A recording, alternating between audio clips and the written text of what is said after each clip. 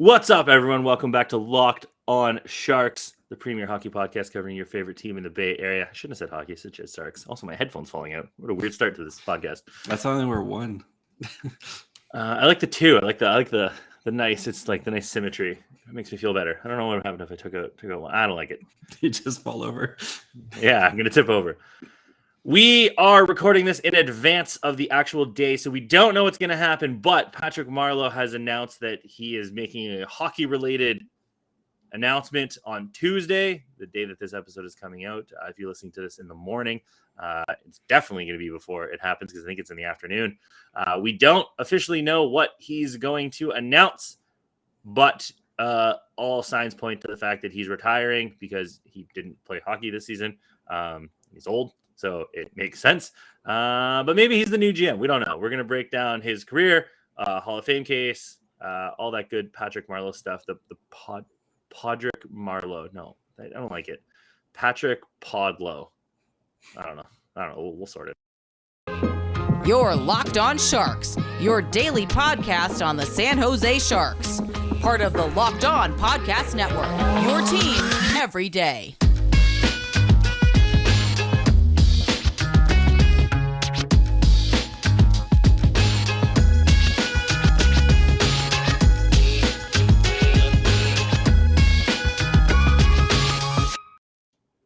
I'm your host, Kyle Demetrius. Back with me as always is co-host JD. The Fat Tony to my, I guess there's no other gangsters. I was going to say Mayor Quimby. He's kind of a gangster, but there's that Asian guy sitting on the lawn. He hasn't done anything yet. Mars, the little guy hasn't done anything yet.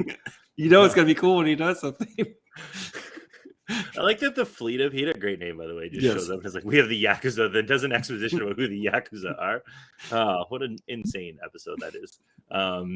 It's kind of underrated. I don't know if it cracks like doesn't crack my top 15, maybe top 20, but probably not. But there's lots of good lines like, what's my territory? Wherever nacho penetration is less than total. Yeah. The bit at the beginning where Homer just wants the eggs in the mail, and Agnes, it means Lamb of God. You know this. I like when Cletus is just naming all the children when he's got ends with Cubert. Yeah. There's so many. There's no expiry date. Just a lot of little gags in that one that are really fun. Check your ingredients for centipedes.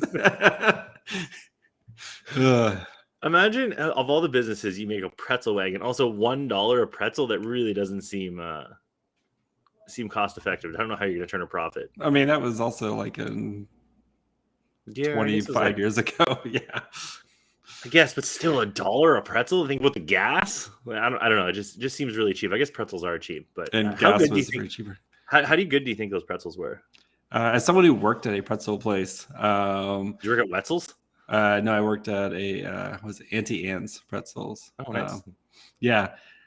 I mean, the thing is that oven, that like 500 degree oven that like runs it through. That's what makes it there. So, but we used to do some fun stuff where we'd basically make our own hot pockets with like the pretzel dough, and then you shove in like the cheese and like pepperoni and sauce, and you make your own like hot pockets. And anyway, so yes.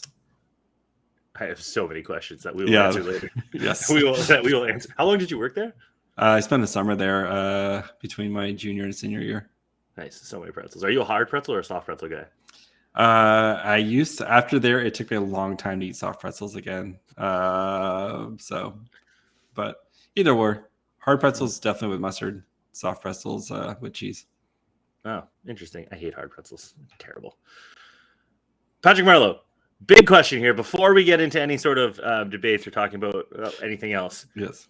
We don't know what he's doing, but is there a chance that he signs his one-day contract, retires, and then is named general manager of the San Jose Sharks? Maybe he's actually holding the franchise hostage, saying he's going to come back and actively play hockey, unless he becomes the general manager. So maybe he'll be the first ever coach or player / GM. No, I would be shocked, especially what's supposed to be a very thorough 50-person list. I wouldn't be surprised if Patrick Marleau's name is on said list. Very, very low. But I would be honestly shocked if they're like, yep, our long extensive list has led to Patrick Marleau. I do think there is a chance that he retires and they announce that he's going to work in some sort of like senior consultant or development role or outreach or something where he's whatever. He's not like front facing, but he's in some sort of like, or the Sharks just announced that they are working on him staying with the organization in some capacity, and we get that little spiel. Obviously, he could just straight up retire and be done with it. And we're 99% sure he's retiring because he didn't play this year. He was just a free agent, which means that he's active, but does that mean active? Real philosophical question. Yes, here. Actively inactive playing. So. Yes, exactly. Yeah, Patrick Marleau, the long journey is over. Yeah. It's kind of weird that he didn't retire last year. Yeah, especially after like the whole thing that, with the Sharks, they had like the special ceremony for him playing, for breaking house record, and they had like the little patches, and they did the whole thing, and it kind of would have made sense for him to actually like be like, I'm done. I know he still wanted to play and etc. But the Patrick Marleau we saw at the end of that was there was nothing left in that tank, unfortunately. And I don't know if he was just waiting around to maybe like how it was before, where the Sharks play like a week into the season and they're like, oh, we need another body, and they signed Patrick Marleau again. But that, of course, didn't happen. The Sharks had plenty of bodies for at least the first part of the season, and then at that point, it wasn't worth bringing back Patrick Marleau to parade around again and have him play 12 minutes as 3C when you have one beautiful Thomas Bordelot to do that. Exactly. Oh, remember, didn't Patrick Marleau play 2C last year? He did play 2C, I think, for a couple games when Couture was hurt or Hurdle was hurt. So yeah, and that was after they like it was like Hurdle and then Gambrell got hurt, I think, too. So there was a couple games last year where he played like 18 minutes or something like that. Yeah, 17 it was minutes. It's just like, whoa, what are we doing? Yeah, those were fun. That was a lost season. So, yeah, I mean, it's Patrick Marleau. I think Patrick Marleau. I think we know. I like Patrick Marleau a lot more than you like Patrick Marleau. And we'll probably get into his importance to the franchise and stuff like that. But first, let's take a quick break and talk to you guys about our friends over at BetOnline. BetOnline is your number one source for all your betting stats and sports info. So find the latest sports developments, league news, and reviews, including NHL and basketball playoffs, Major League Baseball. Horse racing apparently is back and better than ever. I think they have robot horses now, which would be really fun to watch. Robot horses? That'd be amazing. Would you watch robot horses? Oh yeah, I'll watch horses? Robot anything. And then they fought at the end. Oh, but they could get up on their hind legs. And yes, of course. Their front hooves turn into weapons, like almost swords or guns, like kangaroo style. But yeah, with like chainsaws and stuff.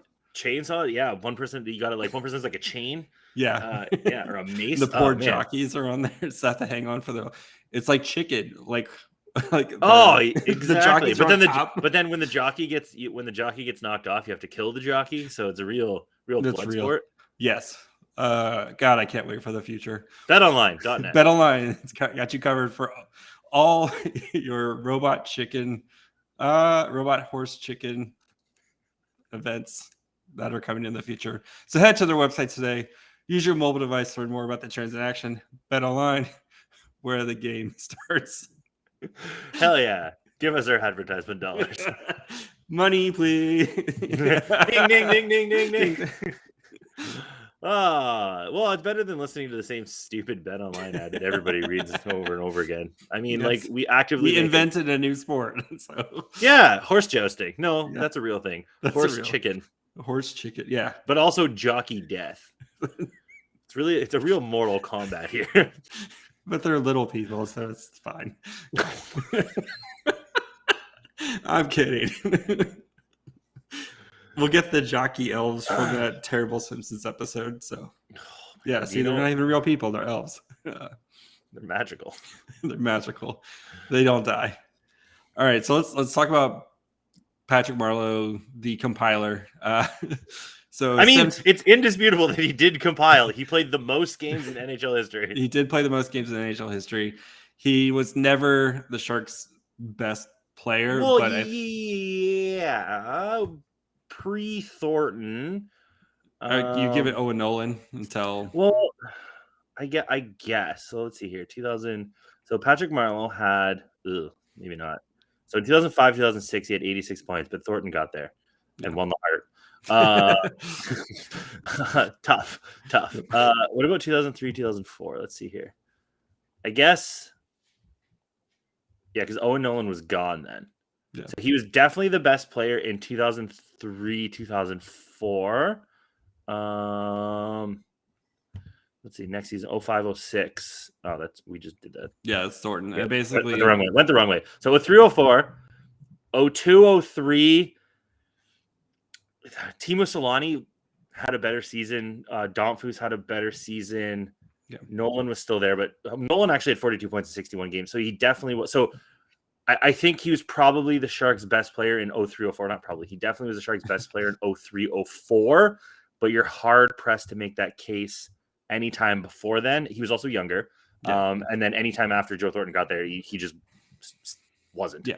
03, 04, he was 1 year. Yeah. I mean, there's no shame in being Scottie Pippen. No. And if he was a great number 2, and you need more than one good player to do well. And I think with Thornton and Marleau, the big thing with if any of those years had bounced or broke differently and they got their cup, you'd be having a different conversation about both those guys. With Thornton, he's surefire locked in Hall of Famer, and Marleau's going to be an interesting case. But I think the interesting thing with Patrick Marleau is that if you want to make the cups you need a cup, otherwise you're doing okay. So Thornton was the best player in the league, yes, and was top 5-10 for most of his career, if not top 2 or 3. Patrick Marleau doesn't really have any individual accolades. So when you look at his career, and I clicked off all of these things. Hold on, let me click back on Patrick Marleau. When you look at his career, there's no he finished 6th in the Calder. Okay, whatever. But then it's 18th in the Bing, 21st in the Hart, 3rd in the Bing, 12th in the Bing, 22th in the Selke, 83rd in the Bing. How many votes people going there? 4th in All-Star voting for so he didn't make the All-Star team. He never made an end of year All-Star team. He really only vied for the Bing. He finished 3rd twice, and then was in the 20s. He finished 9th for the Selke.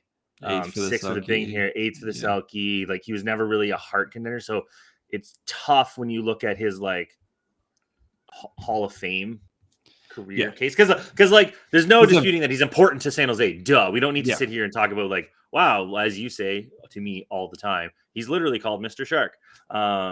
I almost wore my Mr. Shark shirt just to really rub it in your face today, but I thought I would.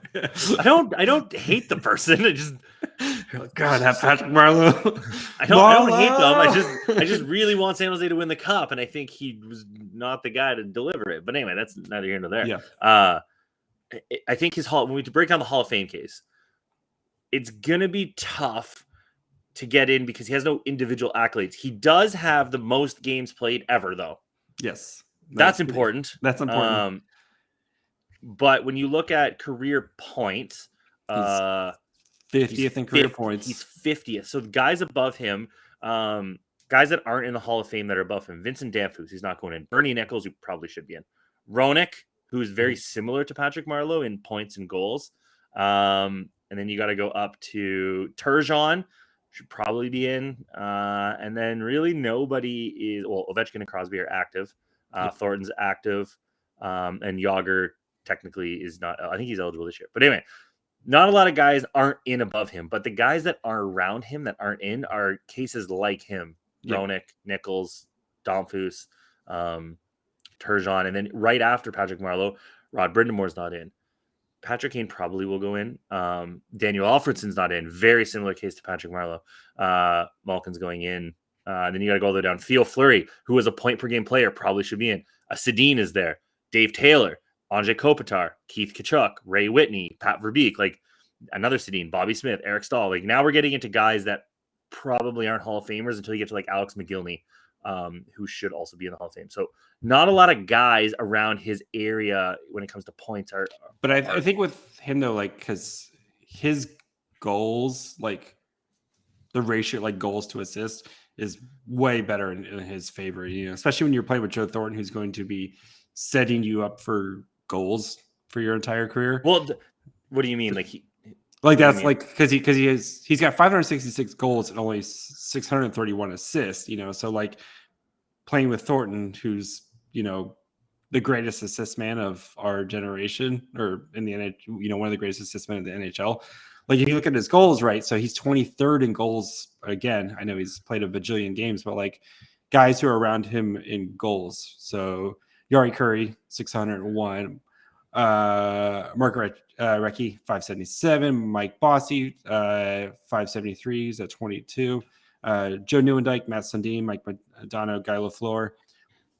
Those are some of the again, he's played more games than those guys. But it's not like, a lot of those guys have also racked up Mike Bossy didn't rack up a ton, but like a lot of those other guys are, 12, 13, 14, 1,500 games as well. So it's not like he's just like double the amount of games that these guys have played too.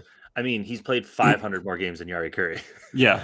Mark Recchi is an interesting one because Mark Recchi also played a bajillion NHL was a lot different when Yari Curry played. Yeah.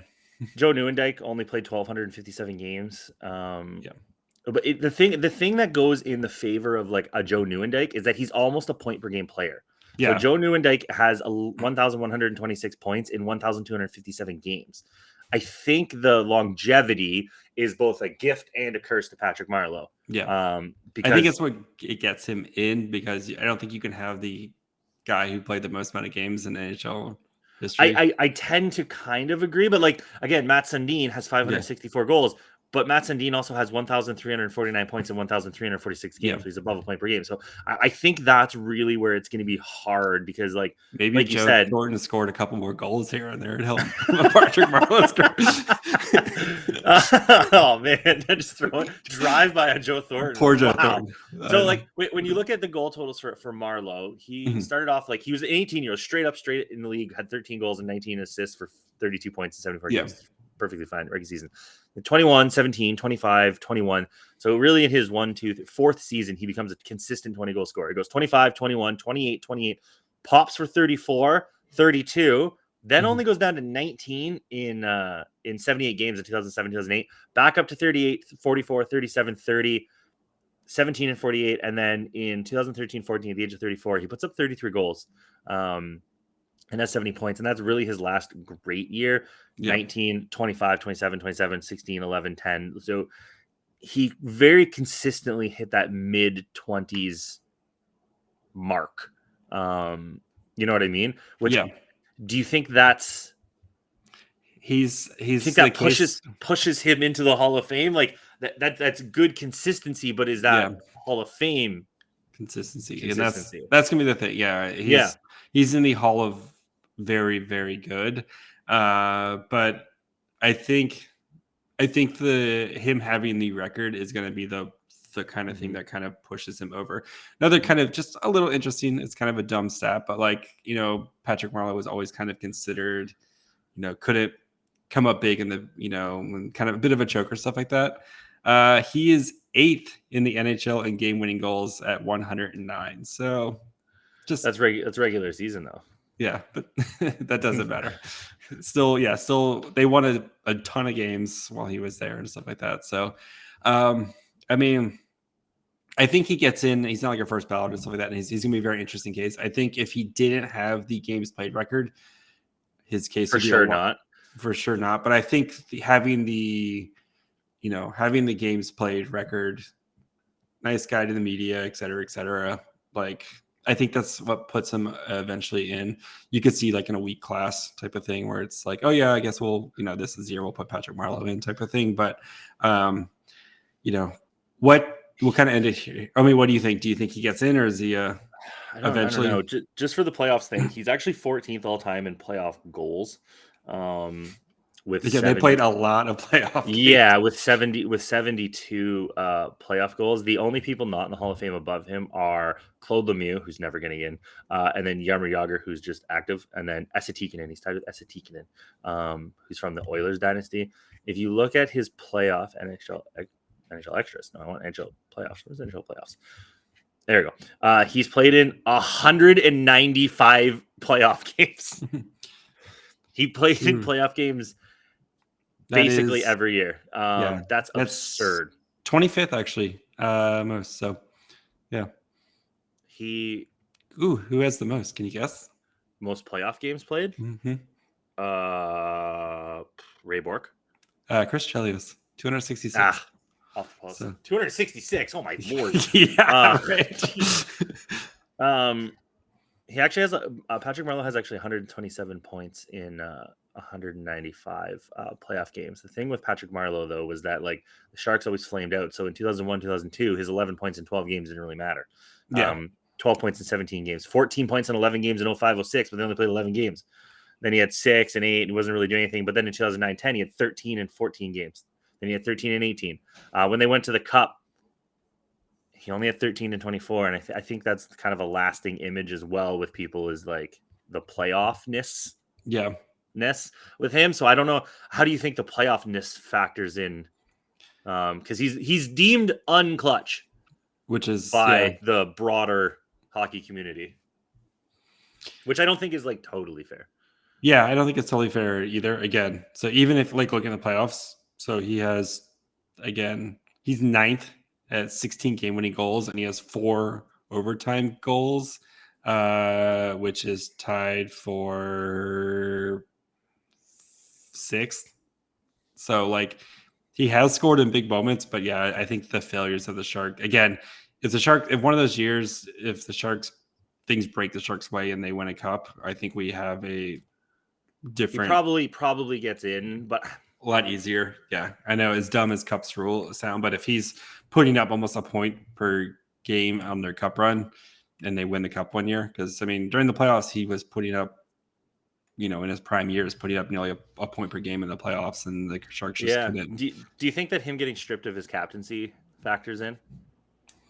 Probably. I don't know. There's a lot of dumb shit voters. There's a lot of dumb stuff. I mean, but then again, Joe Thornton also stripped of his captaincy, and it's all, who knows with that stuff. So we'll see. I don't think he gets in his first year.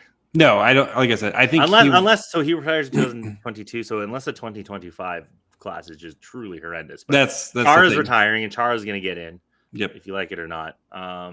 Who else is retiring? If Thornton retires this year too, after the Panthers win a cup. Dustin Brown, weirdly, I don't think he should be anywhere near the Hall of Fame, but I mean, he has 2 cups, was the captain. You'll break somebody's knees on the way to the Hall of Fame. But Dustin Brown's lurking. I mean, like a guy like there's guys out there like Theo Fleury still needs to get in, McGillney. Yeah. There's guys that are lurking. Let's see here. It would be interesting if Marleau and Thornton both retire and they just put them both in at the same time. That'd be weird. Marleau just riding Thornton's coattails into the Hall of Fame. It would be very strange. Hockey Hall of Fame could include. Okay, let me see here. This is written. What's the wait list again? How long is it? How many years? 3 years. 3. Okay. I think it used to be 5, but I'm pretty sure it's down to 3. So Aginla's not in. Hossa. Oh, Doug Wilson did get in. Hold on. Doug Wilson's in. Who becomes eligible in 2023? I can't type. Who becomes eligible in 2023? There we go. Thank you, hockey writers, for doing something right. Henrik Lundqvist is now available. Corey Crawford, Justin Williams, other new eligibles: Jay Bouwmeester, Andrei Markov, Dustin Byfuglien. Passed over players: Alex McGillney, Rod Brindamore, Tom Barrasso. So it's not particularly strong out there right now. Mm-hmm. Like Lundqvist is getting in first ballot. So no shot that he's not. So again, I don't think he's a first ballot guy, but I think he'll get in 1 year. So yep. You think he does get in? Like, how long do you think he's gonna have to wait? Probably a couple of years, but again, you could see where it's just one of those years where it's kind of a weak class, and they've maybe there's not a lot of strong candidates coming out right at the time, and that's maybe that year where it's like, okay, let's try to clean up on some of these guys who have been waiting for a little bit. So yeah, Do you think it's more likely he gets in the first couple years, or it's like 10 years after the fact? That's interesting, because then I think it'd be a couple years, because then after that you're just probably going to get bombarded with, because if you think of the guys who are kind of at the end of their careers right now who might be kind of competing for those same spots. Tays, Kane, Thornton, Luongo's now eligible, Crosby soon, Malkin soon, Ovechkin soon within the next few years probably. Chara is retiring. Fleury. Yep. Like Fleury is going to the Hall of Fame. Yeah.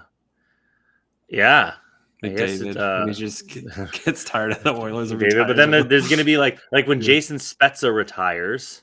Yeah. Like let me pull this up right here. Like when Jason Spezza retires, possibly at the end of this season. Do you think playing for the Leafs helped his case? Yes.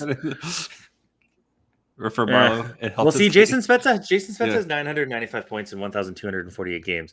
Yeah. But he only has 363 goals. Maybe that's a bad example. But there's going to be guys like that are going to be near Marleau's like pointage. Yeah.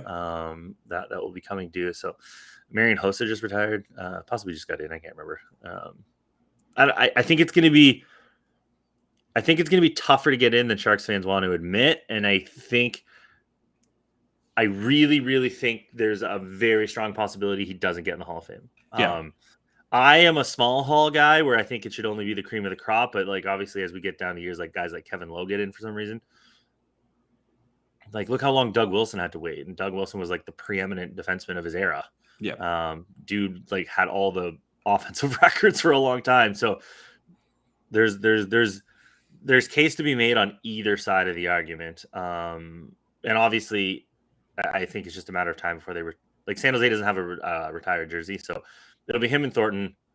Obviously, I think that Thornton should be first, and then you put Marleau. But at the same time, if Thornton re-signs and plays again, do they just do Marleau next year? I think the worst possible jersey retirement would be them at the same time. Oh, that'd be terrible. That's so lame. Give them each they're deserving of their own nights. Yes. They don't need to be put together. I think you do Thornton and Marleau, quick succession, and then you do Nolan. That's just taking off somebody's back. It's just embarrassing. And then after that, you can probably throw out like a Burns of last. Burns' jersey will be retired too. Yeah, I would honestly Nabokov, but you don't want to start retiring a super amount of jerseys. But with San Jose being so young, some of those foundational guys, I think. Come on, the Kraken already have a jersey retired. They do? Yeah, number 30, number 32 is retired by the Kraken. That's lame. Very lame. That's lame. Oh man. Oh, that's technically 99 is retired by everybody, but But no, I think with being such a young franchise, you can retire Thornton and Marleau safely, and then maybe some of those foundational success guys like get a Nolan, a Pavelski, Vlasic, Burns. I don't know, something Nabokov. People love Joe Pavelski. People not named Kyle love Joe Pavelski. Is Joe Pavelski going to the Hall of Fame? Hold on here before we go. So obviously Joe Pavelski's still playing. He just had a great year, but He's still kicking ass, dude. Joe Pavelski's only 79 goals away from 500.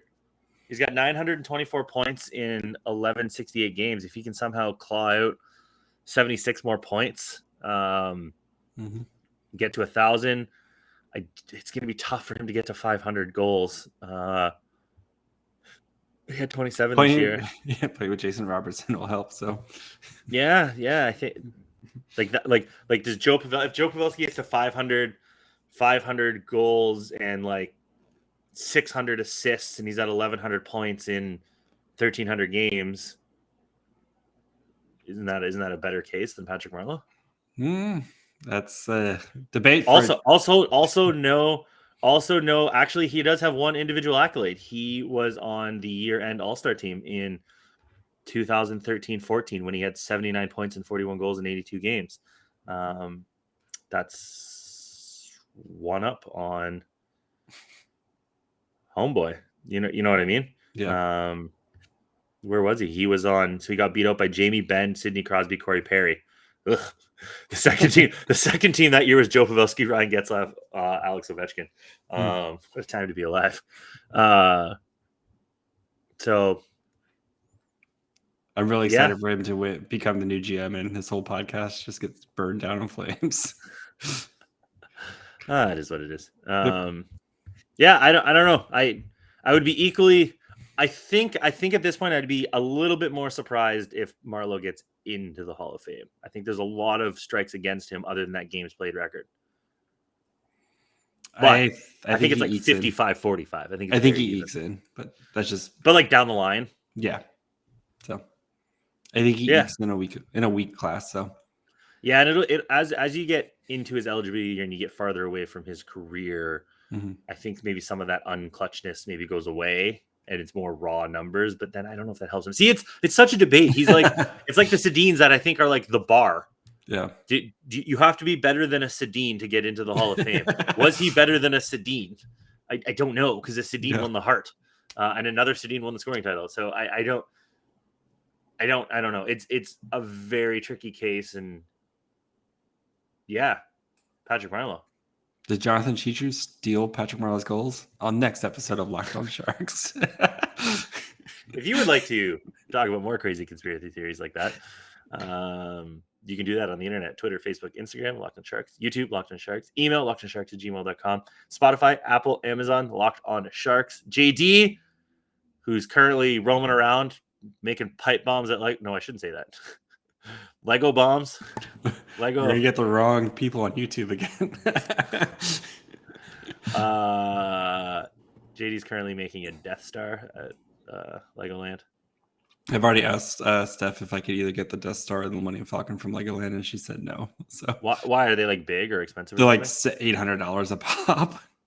Do you have to build it yourself, or does it come pre-built? No, you build it yourself. I wouldn't want it pre-built. How many pieces do you think are in a Death Star? The Death Star one's like an insane. Because you got to do all like the middle, right? It's like doesn't the Death Star one open up? It's the Death Star 2 Lego set. So where it's like it opens up, right? Yeah. That one. Where is like the massive like the one that they have? Because they have one that's like insanely large, and I'm not finding it right now. The Millennium Falcon one is $800, and it's 7,500 pieces. So 7,500. Yeah. How big is it? It's like the size of my my kitchen table. It's huge. Where would you put it? The dream would actually be build it and then make like a coffee table like that you put it in, so it like a glass coffee table with it like encased into it. So that would be that's like I've discussed this with Steph, but yeah, it's kind of expensive. What was the trade-off? Did she give you a bargain trade-off, like I get this or I get to do this if you get the Millennium? She gets a blank check. So so no, JD's at my fry hole. Kyle, who's going to be searching for Legos. Is that Kyle Demetrius? Thank you guys for making us your first Sharks listen. Go check out the other Locked On podcasts, such as the Locked On NHL, as the playoffs are roaring on, because you don't want to hear us jabronis talk about the playoffs for some reason. We're still mad at you guys about that.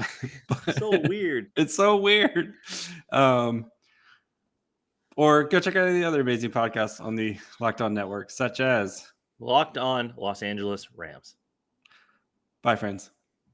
Rams.